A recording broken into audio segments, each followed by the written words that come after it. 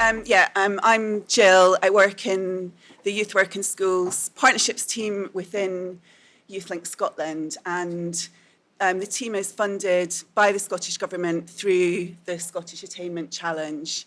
And really, I guess there's kind of three bits of what we do. One is about building shared understanding of the role of youth work in the curriculum, and in particular in addressing equity in education and the Attainment Challenge. Another bit is about building the body of evidence about the impact of youth work on outcomes for young people. And the third piece is about building capacity to do partnership better. And as part of that, we've done a number of pieces of work with regional improvement collaboratives, and most recently with the West Partnership. So we began this work with the West Partnership just before Christmas last year. And really what it was about was about kind of looking at what's working in the West in terms of those collaborations between youth work and schools.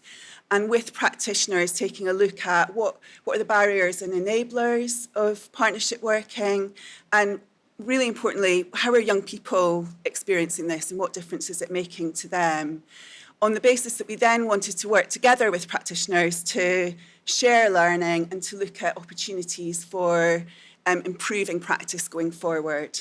So we, with John and Joanne's help, also in terms of it being a collaborative inquiry, we kind of chose that approach because we wanted to draw on the wisdom of the practitioners, so youth work and school practitioners who are around this work at the moment, and to do that in a way that felt really aligned with the principles of partnership and self-evaluation. And with John and Joanne's help, we recruited 7 partnerships across the West in 7 different local authorities, and quite a range of different pieces of work. So some of them were pieces of whole school provision, and others were more programmatic. So we looked at the Evolve programme in Renfrewshire, the Pathfinder programme in South Lanarkshire, and the new Alternative Pathway programme in West Dunbartonshire. I think Fiona's here today. I'm not sure if anybody else who's been directly involved in the inquiry is here at the moment, but in terms of kind of work so far, we met with youth work and school practitioners before Christmas, and together we co-designed a review process which had kind of 3 pieces to it. So first and foremost, we wanted to hear from young people directly about their experience of youth work in school, what difference that was making to them and how it was. We also wanted to look at the process of partnership working, so everything from service agreements to how do you plan to how do you evaluate in your local context. And the final piece was about trying to bring together data in terms of impact from all of the partnerships. And that work's now been done. So John and Joanne and I had a really interesting couple of months through March into May with the partnerships who'd done a huge amount of really thoughtful preparation before those conversations with young people, with other stakeholders around the school. And we've now collated both kind of those individual conversations and a kind of thematic report, which is what I'm going to talk about this morning, just really briefly give you some headlines from that. We're due to meet back as a whole group on the 7th of June to talk about the so what from all of that. So what does that mean? How are we going to share learning? And also what does that mean for other kinds of work that we might do together to address and improve partnership working? So in terms of the report, 7 partnerships, I guess one of the things that became very clear is there's no one right model of partnership working between youth work and schools. So all of the partnerships had certain things in common. They were all operating in areas of high deprivation. They were all offering targeted support of one kind or another, and they were chosen because they were successful partnerships. So some of the kind of hallmarks of successful partnerships were there in all of them. The work is co-designed with teachers and with young people. Youth work is seen as integral to the curriculum, and they're definitely seeing kind of positive outcomes as a result. But some of the partnerships were really well established, more than 20 years for one of them. One of them was only just up and running for a year. They had really different funding models. So some of them were core CLD funding, others were core education funding, others were a mix of PEF and SAC funding, and one of them, the Renfrewshire Partnership's actually funded through grant funding from cashback, so very different ages of young people, mostly secondary school, but some primary school work as well.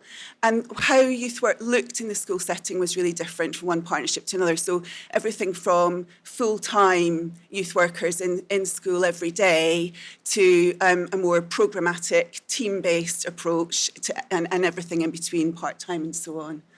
And also the location of the support. So again, some of it very much kind of school-based, some of it exclusively community-based, and most of them kind of doing some of both, which seemed to be really effective. So what did practitioners tell us through those review conversations? Well, I suppose what became really clear was that the senior leaders in the schools were absolutely clear about the contribution that youth work had to make to the curriculum, and in terms of enabling young people to overcome barriers to learning, to maybe re-engage in learning, and to support health and well-being of some of the most vulnerable young people in the school. And different kinds of vulnerabilities as well. I think that came through as well. It was a kind of even though we're talking about targeted work, there's a diversity in what we mean by targeted. All practitioners, this is strong themes across the board, really valued the partnership and saw it as a reciprocal benefit in terms of sharing skills and knowledge. School practitioners are noticing that there's a unique pedagogy that comes with youth work, a unique approach. So it's not just about time and capacity to deal with young people, it's about the really specific skills that youth workers bring. And that they're able, through the work that they're doing, to influence school culture and ethos in a positive way around nurture and support for young people. And to connect or to help connect school, home and community. And I think in two main ways, although there's lots of nuance to this. So partly about intelligence, about families and young people and the difficulties that they're facing in the context that they're in, but also about connecting young people and families to other support services in the community. And young people as well. I mean, there's so much rich feedback in the detailed report from young people about the difference having a youth worker around school has made to them, both in terms of their ability to participate in learning and just about how they feel about coming into school. When we looked at effective partnership, there were some very clear enablers and some very clear challenges. And my guess is that these will reinforce what people know already rather than be startling and new. So there was something around leadership and prevailing school culture being an enabler. There was something about strong relationships and that parity of esteem that we often talk about. And that being words and deeds. So as a youth worker, if this works, I have a dedicated space in school. I'm involved in meetings with different stakeholders around the school. I'm seen as part of the school management team. And also how it sits within the curriculum. So we had the head teacher from Kirkintilloch saying she's valuing this work so much now that she doesn't want to use what she calls an extraction model where young people are taken out to do youth work instead of something else. She wants to build that in so that it's a definitive part of the day-to-day in school. And in terms of kind of challenges, almost everybody talks about funding in one way, shape or form. So just that kind of long-term funding, feeling like you've got something that's sustainable, awareness of the benefits of youth work. So I think a clear feeling that those that are directly involved in the youth work and school partnerships get it and value it, but that's not necessarily something that's understood across the whole school community. So how do we make that work better? And also in terms of parents' understanding of the contribution of youth work. So I think some of the partnerships felt that that understanding over time was really building with parents, and in other places it was still a bit more challenging.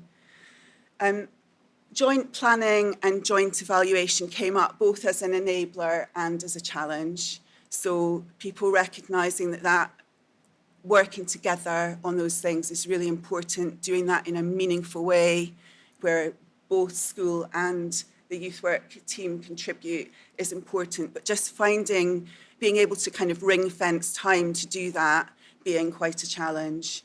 And then using the data that comes from that to really inform service improvement. I think that's been touched on already this morning. So it's one thing to get the data, but then what do you do with it? And that's not just about how do you improve the youth work programme, that's about how does that feed into the school improvement plan, how does that feed into locality planning and those sorts of things.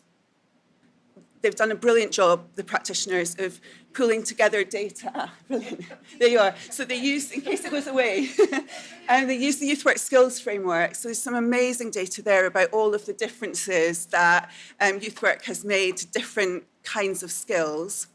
And there's some really actually quite moving data from young people about how youth work has helped them to re-engage in learning, and also some stuff just really about how it's changed their view of themselves, how it's changed their view of themselves as learners, how it's given them a different kind of view of the future and their personal agency in the future. So I think there's a really compelling picture of impact that's come from this work.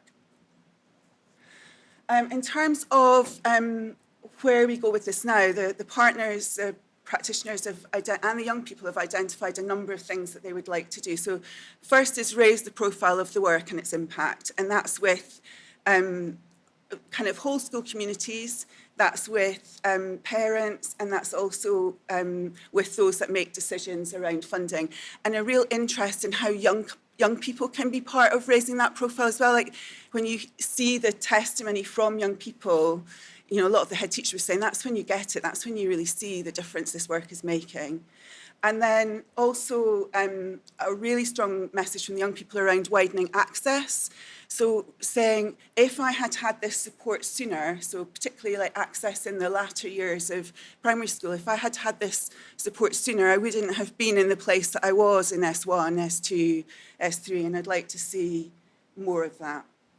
I think there is a big kind of area for building confidence and capacity in relation to that joint planning and that shared approach to evaluation.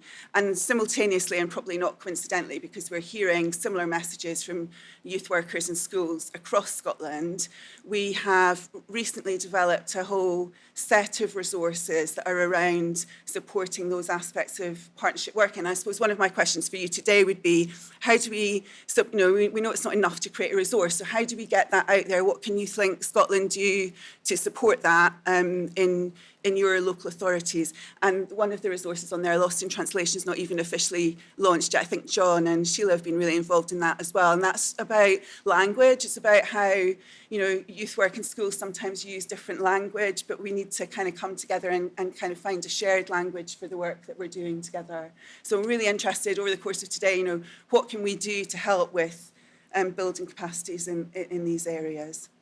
And then another couple of opportunities. So some of the practitioners were saying, what would it mean if CLD was really embedded in, you know, across the school curriculum? And there was an idea from Ross Hall Academy in Glasgow. They want to use the place standard tool with young people and teachers together to look at their communities and to use that as a way of having conversations with teachers about the context that the school is in and what that looks like for young people. And then unsurprisingly, but again, it's like, how do we do this really well? A real kind of sense of this isn't just about youth work in schools. This is about family learning. It's about adult learning. It's about health and social care. It's actually about housing. You know, it's about all of these things. So how do you make sure that these partnerships are broad enough in their approach as well?